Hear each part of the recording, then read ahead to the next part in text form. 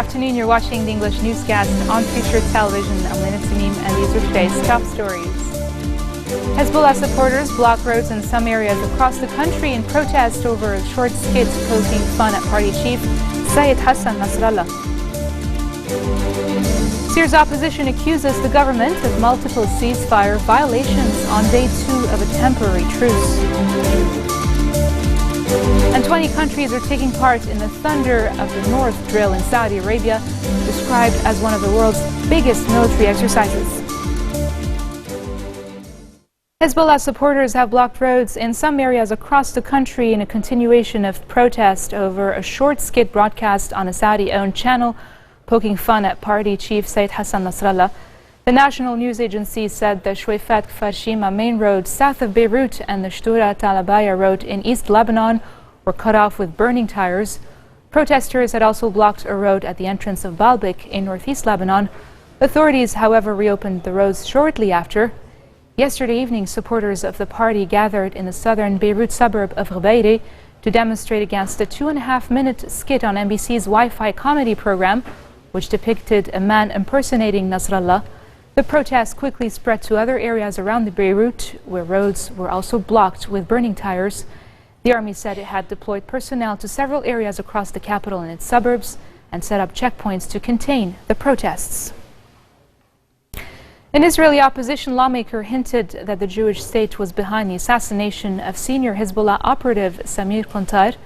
This is according to a report released by the Jerusalem Post, which quoted Zionist Union lawmaker Omer Bar-Lev as he was asked about Hezbollah and its leader Syed Hassan Nasrallah in the wake of recent threats to attack chemical facilities in Haifa. Bar-Lev said, quote, "I would not recommend Nasrallah to leave his bunker because he's an enemy and he's a target. I would advise him to look after himself."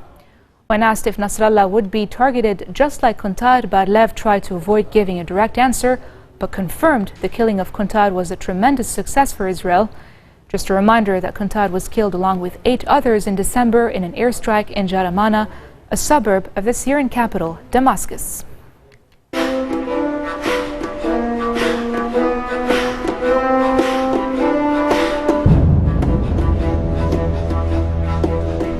Syria's opposition has accused the government of multiple ceasefire violations on day 2 of a temporary truce, as 8 convoys were delayed from bringing supplies to desperate civilians caught up in the war.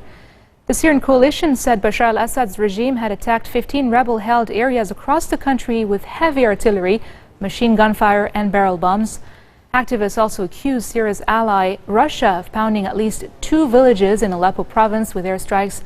At least 12 rebels were also killed as Syrian forces fired artillery and advanced on a northern village in Latakia province. The opposition reportedly described the violence as a huge violation to the terms of the ceasefire. Meanwhile, Russia said the Syrian town of Tel Abyad had been attacked from Turkish territory with large caliber artillery. 12 out of 36 neighborhoods in the city of Homs are in desperate need of reconstruction. One of them is Baba Amr, where clashes in 2011-2012 uprooted some 80,000 people. 4 years on, returning residents and Syrians displaced from other parts of the country are coming together to rebuild the area. Check it out. A family's home, years to build, destroyed in seconds. Sabah was inside with her children when it happened. لما نزلت ساعتها القذيفة حسينا شيء هيك قوي مثل انفجار صار. ساعتها حملنا حالنا وطلعنا. لما طلعنا لبرا على الشارع شفنا انه البيت عم ينزل، السقف عم ينزل. This is Baba Amr, a neighborhood in Homs, Syria. From 2012, intense fighting emptied the area of its 80,000 residents. Sabah left with her family. When calm was re-established, she was among the first to return. كل ذكريات وأيامي الحلوة موجودة بهالبيت. ما بحب أنا أتركهم بسبيل إنه ما بضيع الأحلام هاي اللي عندي، الذكريات الحلوة. She will rebuild, but it will be costly. To survive and also help others, she rents 2 of her 3 floors.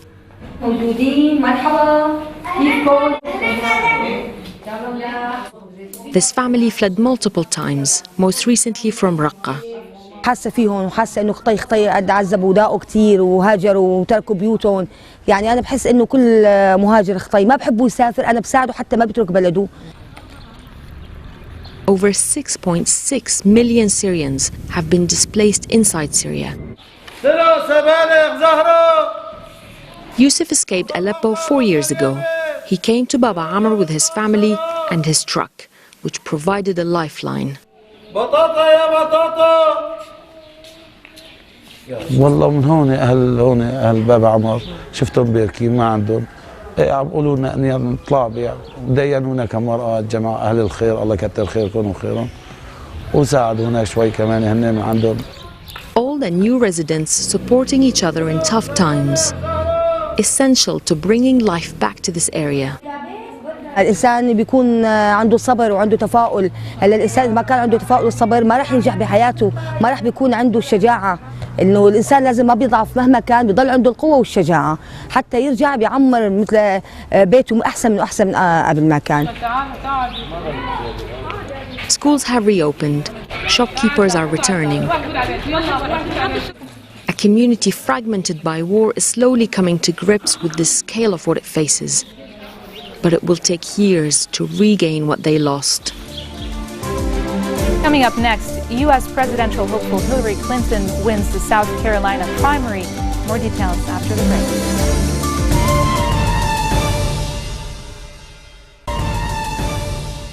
Armed forces from 20 countries have begun maneuvers in northeastern Saudi Arabia, which the official Saudi press agency has described as one of the world's biggest military exercises. Troops from Pakistan, Malaysia, Turkey, Egypt, Morocco, Jordan, and Sudan are among those participating in the Thunder of the North exercise, which began on Saturday and involves ground, air, and naval forces. Forces from the other 5 Gulf Arab states are also taking part in the drill. The SPA says a major goal of the exercise is to improve training in responding to the threat posed by terrorist groups. Saudi Arabia has carried out airstrikes against ISIL in Syria as part of a U.S.-led coalition fighting the group. Last December, it also formed a new 35-member alliance to fight terrorism in Islamic countries.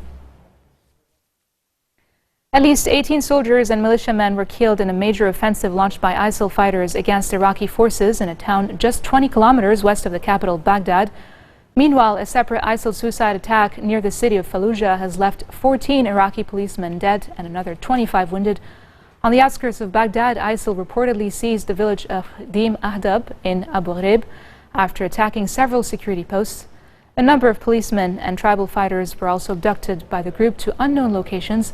However, Baghdad's Operations Command Center denied that any of its forces were taken prisoner, saying 2 suicide attackers were killed during a foiled assault. Iranian President Hassan Rouhani has earned an emphatic vote of confidence, and reformist partners secured surprise gains in parliament in early results from elections that could accelerate the Islamic Republic's emergence from years of isolation.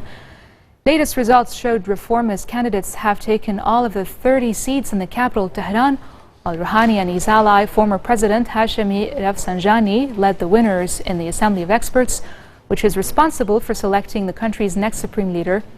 It remains unclear, however, if the results in Iran will be replicated in other parts of the country. A number of seats could be decided in runoffs in late April if no candidate wins the required 25% of votes cast. 8 of the initial winners were women. Moving on to Europe, conditions are deteriorating further in the Idomeni refugee camp at the Greek border with Macedonia as far more people continue to arrive than were allowed. The Idomeni camp, originally designed for a brief stay, is hosting 7,000 residents, nearly triple its capacity. People, mostly Syrian and Iraqi refugees, many of them families with children, complain of a lack of basic facilities such as toilets and food centers. You have to stay for the water in the land, maybe for 4 hours, 5 hours, you don't know. There is 7,000 people and there is just one place giving water and food. I'm so sorry for these things, just like the animal. No toilet.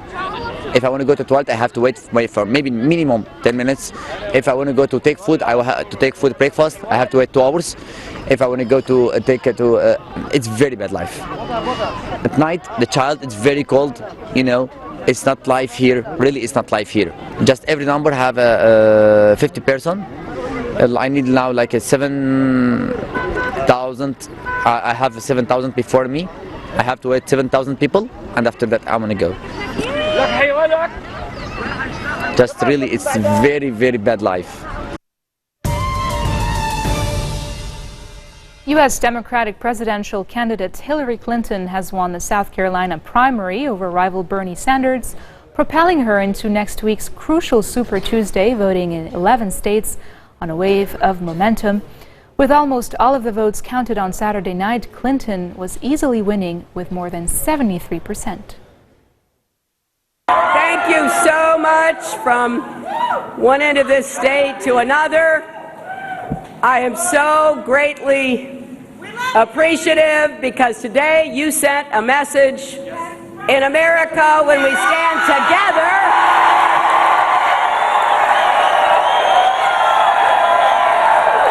When we stand together, there is no barrier too big to break. We've now gone through 4 early states, and I want to congratulate Senator Sanders on running a great race. And tomorrow, this campaign goes national. Despite what you hear, we don't need to make America great again. America has never stopped being great.